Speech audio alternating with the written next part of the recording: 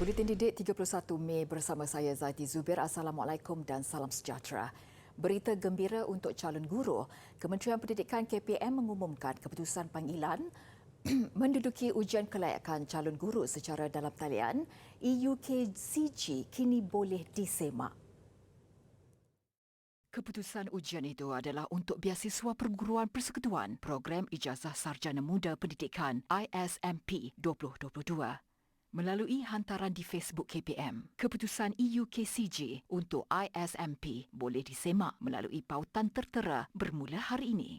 Program ISMP adalah beasiswa yang ditawarkan kepada pelajar tahun pertama dan tahun kedua Universiti Awam yang menduduki pengajian pendidikan. Antara bidang-bidang pendidikan yang layak dimohon adalah Bahasa Melayu, Bahasa Inggeris, Bahasa Cina, Sejarah, Geografi dan Matematik.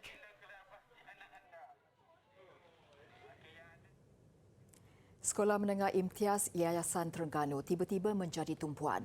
Hanya bermodalkan RM49, mereka sekumpulan 4 pelajar berjaya untuk menghasilkan sistem Eye Best Protection Device atau ringkasnya iPro-D berfungsi membantu pengusaha keropok keping meningkatkan produktiviti tanpa perlu khawatir keadaan cuaca. Kumpulan itu dianggotai Muhammad Amzar Najmi Saharudin, Wan Ahmad Nu'man Wan Saidi, Muhammad Imdad Abdul Salam dan Mukri Syamil Aiman Mazdi Amram, pelajar tingkatan 5 Sekolah Menengah Imtiaz Yayasan Terengganu. Bahan-bahan yang digunakan mereka boleh diperolehi dari sekeliling kita seperti kotak, batang aiskrim, lidi, sensor hujan, straw terpakai dan beberapa alat sensor yang lain.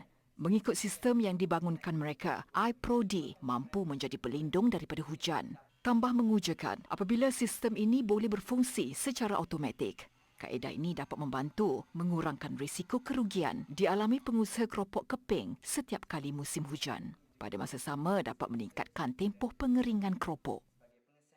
Idea dan penghasilan produk ini adalah timbul daripada pembelajaran dan pengajaran yang diajar dalam program STEM, iaitu School-wide Enrichment Model yang diperkenalkan oleh Yayasan Terengganu. Pelajar-pelajar didedahkan dengan STEM ini daripada tingkatan 1 lagi. Dilengkapi dengan sensor yang dapat mengesan hujan, alat ini memberi perlindungan yang pantas untuk menutup kawasan pengeringan daripada terkena air. Sistem ini membolehkan pengusaha menjemur keropok kering mereka dengan lebih efisien tanpa menggunakan tenaga pekerja yang ramai. Kami mengambil masa selama lebih kurang 1 bulan untuk menghasilkan prototipe iPro ini serta memasang programming dan juga motor pada atap iPro ini. Cabaran yang kami hadapi untuk menghasilkan iPro ini adalah untuk membuat pengaturcaraan pada microcontroller Arduino. Namun, kami dapat mengatasi masalah ini dengan bimbingan cikgu pembimbing kami. Tambahnya, hasil soal selidik yang dijalankan dengan pengusaha keropok keping mendapati 96% mengakui iPro-D dapat dikendalikan dengan mudah dan berkesan dalam menangani masalah yang sering dihadapi mereka selama ini. Kami harap pada masa hadapan pihak kami dapat peluang untuk berkolaborasi dengan Institut Pengajian Tinggi dalam menambahbaikkan produk ini. Jadi semoga iPod ini dapat direalisasikan dan dapat memberi manfaat kepada komuniti setempat dalam menghasilkan makanan kering. 4 pelajar kurang berkemampuan menerima sumbangan skim bantuan persekolahan Yayasan Pelajaran Mara YPM. Sumbangan disampaikan pengerusi YPM Datuk Muhammad Razman Yaakob di kediaman pelajar terbabit di Kampung Baru Batu 14 Puchong dan PPR Kampung Baru Haikom kedua-duanya di Selangor. Dengan penyerahan sumbangan itu diharapkan dapat mengurangkan beban pelajar dan keluarga berkenaan untuk keluar daripada kesempitan selepas berdepan kesukaran ketika COVID-19 melanda. Turut hadir pada sesi penyerahan sumbangan ialah Pengarah Mara Negeri Selangor, Muhammad Yatim dan Pegawai Latihan Mara Selangor, Pegawai Mara Daerah Subang dan Shah Alam serta Pegawai YPM.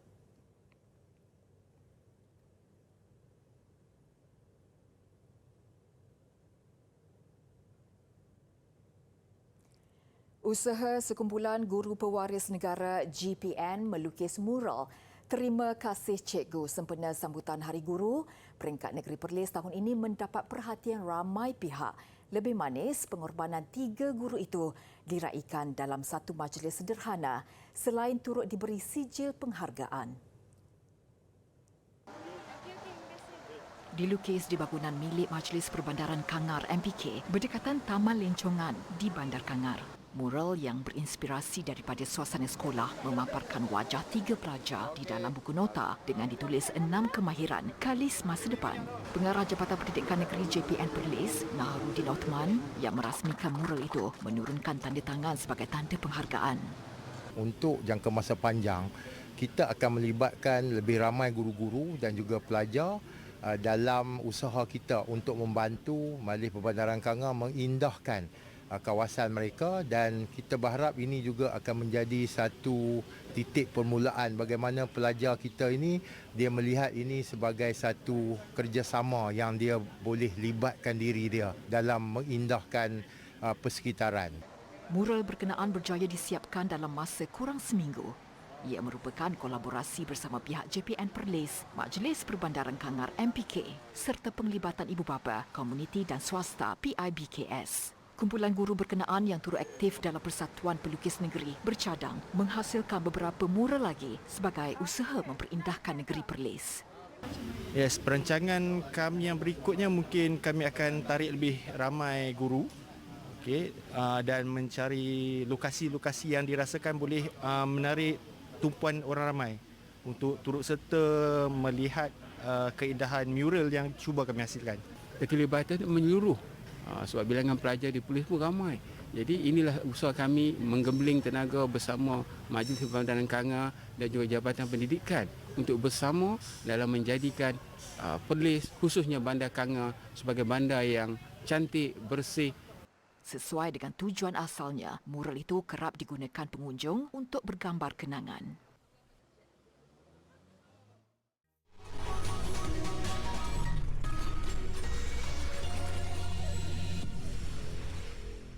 Bersua kembali, Menteri Sains, Teknologi dan Inovasi Datuk Seri Dr. Adham Baba mengumumkan sebuah pusat sains negara akan dibina di Kota Kinabalu. Lokasi dan kos pembinaan masih dalam perbincangan dengan Kementerian Sains, Teknologi dan Inovasi Sabah, KSTI. Bahawa mesti dengan kerjasama Kementerian Sains, Teknologi dan Inovasi akan membangunkan sebuah pusat sains di Sabah. Lokasi dan tempat masih lagi kami tengah runding dan dia akan dilaksanakan di Kota Kinabalu supaya pusat sains negara ini Sabah membantu Sabah meningkatkan prestasi dalam minat terhadap sains, teknologi dan tentu sekali inovasi. Beliau berkata demikian semasa merasmikan program Jelajah Astronomi Pantai Timur Sabah 2022 yang bermula di Sandakan. Program bermula hari ini dan berakhir pada 2 Jun sebelum dilanjutkan ke Lahad Datu dari 4 hingga 5 Jun dan yang terakhir di Tawau dari 7 hingga 8 Jun. Tambah beliau, dana melalui pembiayaan Yayasan Inovasi Malaysia dan Sandbox Teknologi dan Inovasi Nasional itu akan digunakan untuk membangunkan astronomi pelancongan di Sabah. Secara tidak langsung katanya, sebuah taman astro juga dalam perancangan kewujudannya di Sandakan yang berpotensi menarik masyarakat astronomi di peringkat nasional dan antarabangsa. Pada majlis itu, Datuk Seri Dr. Adham turut melancarkan satu program khusus bagi melibatkan penyertaan golongan kurang upaya OKU dalam bidang astronomi dikenali sebagai Space Insight Planetarium Golden Heart. Ia memberi peluang golongan itu khususnya OKU penglihatan menggunakan teknologi buku Braille meneroka ke bidang itu. Seperti yang kamu lihat di sini ialah robot M-Bot dan mengikut manual yang disediakan oleh kotak tersebut, kami boleh membina sebuah M-Bot ini dan daripada pembinaan tersebut kami boleh belajar ilmu mekanikal. Sebagai seorang pelajar kita didedahkan kepada astronomi melalui pembelajaran secara dalam kelas. Tapi melalui program ini kita dapat kenal dari lebih mendalam dan lebih depan lagi kita mau faham benda tu. Jadi program ini sangat berkesan untuk pelajar untuk memahami apa itu astronomi dengan lebih mendalam. Program 3 hari yang akan berakhir 2 Jun ini diadakan di Dewan Masyarakat Sandakan dengan pelbagai demonstrasi dan aktiviti interaktif untuk seisi keluarga.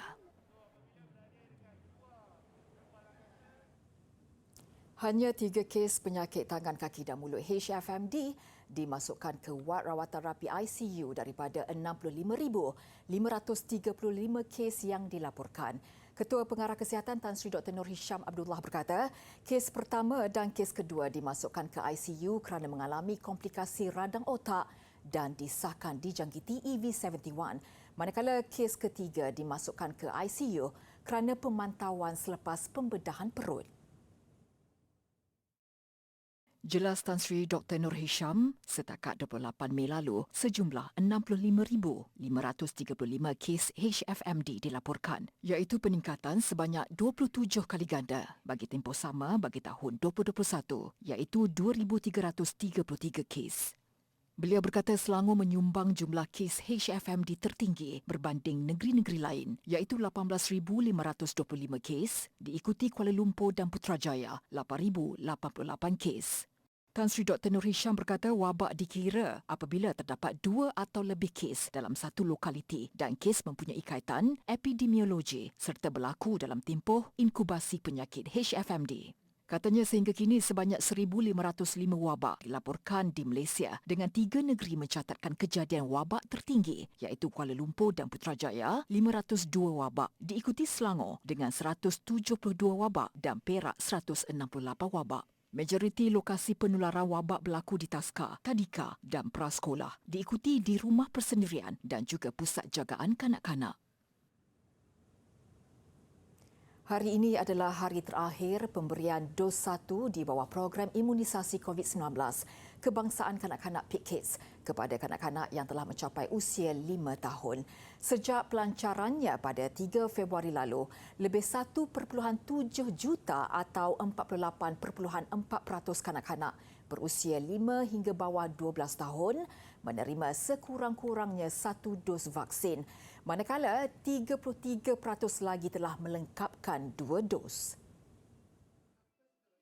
Seperti yang dimaklumkan sebelum ini, bermula 1 Jun sehingga 31 Januari 2023, PIK hanya menawarkan vaksin COVID-19 kepada kanak-kanak yang baru berusia 5 tahun. Pada atau selepas 31 Mei melalui klinik kesihatan dan klinik swasta yang masih beroperasi sebagai pusat pemberian vaksin PPV.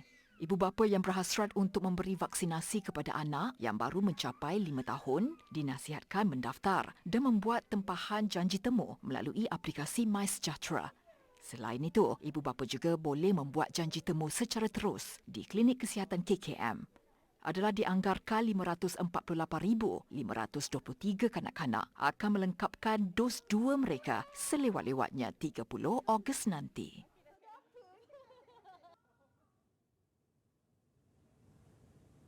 Sheng Yi, anak panda ketiga daripada pasangan Zing Zing dan Liang Liang, menyambut ulang tahun kelahirannya yang pertama hari ini. Bagi meraihkannya, Zoo Negara menghadiahkan Sheng Yi sebiji kek yang diukir daripada ais. Berusia genap setahun, Sheng Yi kelihatan agak lincah. Sheng Yi yang bermaksud keamanan dan persahabatan mendapat namanya itu pada 25 Mei lalu. Mula dengan berat kira-kira 140 gram, berat terkini Sheng Yi melebihi 27 kilogram. Hari ini aktiviti untuk menyambut hari jadi Sheng Yi yang namanya baru lagi diberi dalam minggu ini. Dia berumur 1 tahun pada hari ini dan ini adalah hadiah daripada kerajaan China untuk diplomasi antara China dan Malaysia. Ketika ini, termasuk Sheng Yi dan kakaknya Yi Yi, hanya terdapat 4 ekor panda di Zoo Negara. Anak pertama pasangan itu dikenali sebagai Nuan Nuan telah dihantar pulang pada 14 November 2017. Mengikut perjanjian, setiap anak panda perlu dihantar pulang ke China apabila usianya mencecah 24 bulan atau tidak melebihi usia 4 tahun.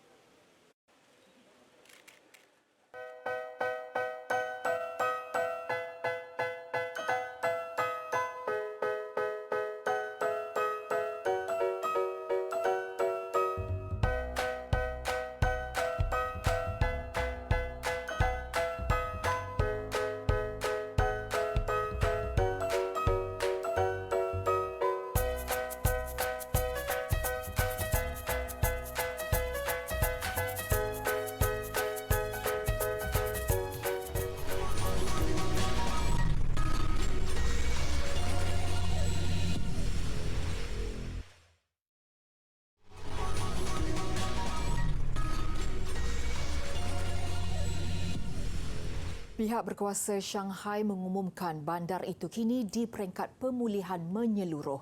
Ia selepas 2 bulan, bandar itu diletakkan di bawah sekatan sehingga menjejaskan ekonominya serta jutaan penduduk terkurung di dalam rumah. Semua perkhidmatan kereta api dan bas kembali beroperasi. Ini termasuk dalam menghubungkan bandar itu dengan kawasan lain di China. Pusat beli belah, pasaraya dan kedai runcit turut dibenarkan dibuka. Jumlah pengunjung disyaratkan tidak melebihi 70% daripada kapasiti asal. Pawagam dan gym masih tidak dibenarkan beroperasi. Menurut Naib Datuk Bandar Shanghai, Zhong Ming, bandar itu akan memasuki peringkat ketiga dalam kempen mengawal COVID-19. Katanya, keadaan semakin terkawal dengan jumlah jangkitan harian turun kepada 2 angka. Berdasarkan peraturan terbaru itu, penduduk sudah dibenarkan meninggalkan kediaman mereka. Sekatan hanya membabitkan kawasan berisiko tinggi dan yang diletakkan di bawah pengurusan COVID-19. Seperti yang sering dilakukan oleh kawan-kawan kita, kajian mendapati ramai anak-anak di Amerika Syarikat turut menolong ibu bapa atau saudara mara mereka yang memerlukan bantuan. Menurut ahli penyelidik Melinda Kavanaugh, walaupun bilangan sebenar mereka sukar diperolehi, jumlahnya dipercayai mencapai sehingga 10 juta orang. Antara mereka itu Ronan Kotia, 11 tahun dan adiknya Keaton. Kedua-dua mereka membantu ibu mereka menjaga bapa mereka yang mengalami masalah tidak boleh bercakap dan berjalan akibat serangan penyakit Lou Gehrig. Bagi berkomunikasi, bapa mereka menggunakan perisian khas yang berdasarkan gerakan pada kelopak mata. Sesuai dengan usia mereka, tugas Ronan dan Keaton cuma membantu ibu mereka. Menurut Melinda Kavanaugh, kanak-kanak seperti Ronan dan Keaton membantu apabila jururawat pelawat atau mereka yang sepatutnya menolong gagal memenuhi komitmen mereka. Bagi memudahkan tugas mereka, Kavanaugh berharap lebih banyak latihan amali disediakan kepada Ronan dan Keaton serta rakan mereka yang sering menolong ibu bapa masing-masing.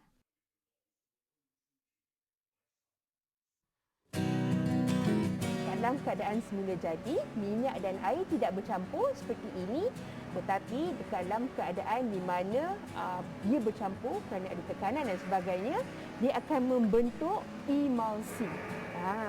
So ini akan berlaku kalau kita letakkan tekanan, contoh yang sama untuk pembuatan mayonis juga. Jadi untuk kita asingkan dia semula, boleh, dia akan membentuk air dan minyak di mana kita boleh asingkan dia gunakan chemical, bahan kimia juga. Okey, Petronas ada teknologi itu di kawasan atau di bahagian produksi minyak dan juga waktu extraction ataupun ekstraksi minyak daripada bawah laut. Jadi ini hanyalah contoh saja kita gunakan minyak yang digunakan di rumah. Sebenarnya minyak petroleum adalah berwarna gelap seperti ini. Okey. Ini adalah minyak petroleum sebenar daripada Telaga Tapis.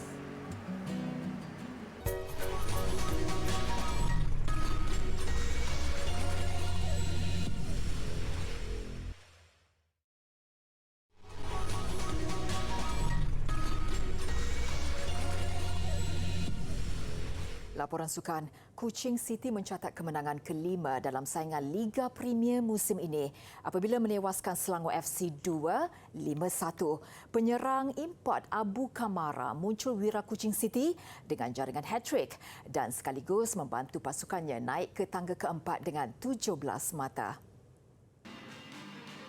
Aksi Selangor FC 2 menentang Kuching City berlangsung di Stadium Majlis Perbandaran Petaling Jaya.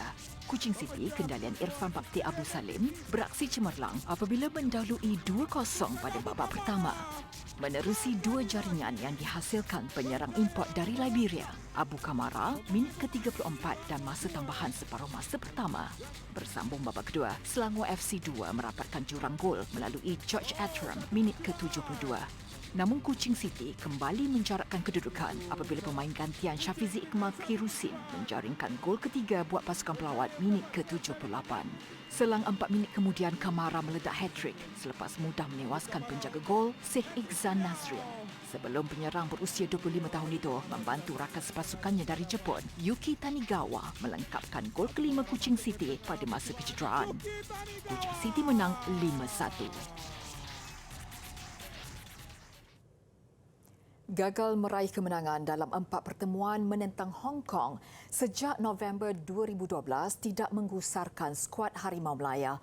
Menjelang aksi persahabatan antara mereka malam esok, penjaga gol kebangsaan Muhammad Fariza Marlias meminta rakan-rakan sepasukan sentiasa berwaspada. Dalam sidang media menjelang perlawanan itu siang tadi, Farizal menegaskan barisan pemain harus menggunakan segala kelebihan beraksi di laman sendiri untuk meraih keputusan positif dalam setiap perlawanan. Menyifatkan aksi malam esok pasti jauh berbeza dengan Brunei. Faizal meminta pemain bersedia dengan corak permainan intensiti tinggi atau pressing game yang bakal diterapkan jurulatih Kim Panggun dalam perlawanan menentang Hong Kong. Yang sangat baik kerana kita bermain di tempat kita sendiri, jadi kita kena menggunakan full advantage yang kita ada, dan saya lihat komitmen pemain sangat baik dan saya harap benda itu akan diteruskan untuk game akan datang. Dalam pada itu, Kim Panggun sekali lagi tidak menekankan keputusan untuk perlawanan menentang Hong Kong. Beliau sebaliknya mahu supaya anak buahnya dapat menterjemahkan percaturannya di atas padang. Beliau juga menjangka aksi pasti lebih terbuka dan kedua-dua pasukan akan saling menyerang. Our players have done great job. So until today, I feel very good. So hopefully tomorrow, so that energy, passion to put into the game, to give good game to the fans. Perlawanan menentang Hong Kong akan menjadi perlawanan terakhir skuad Harimau Melaya sebelum harungi saingan pusingan akhir kelayakan Piala Asia 2023.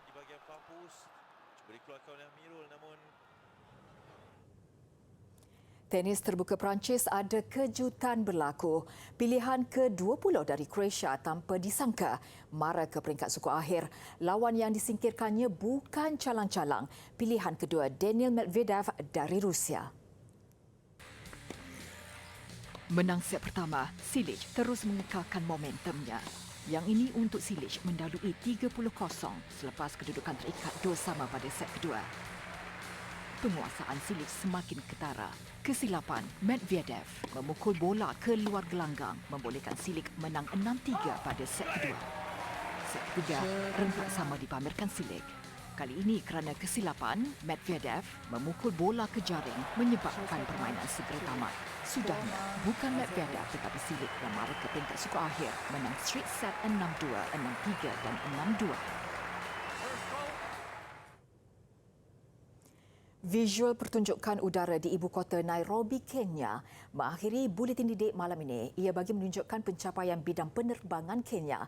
Dengan itu saya Zaiti Zubir. Assalamualaikum dan salam hormat.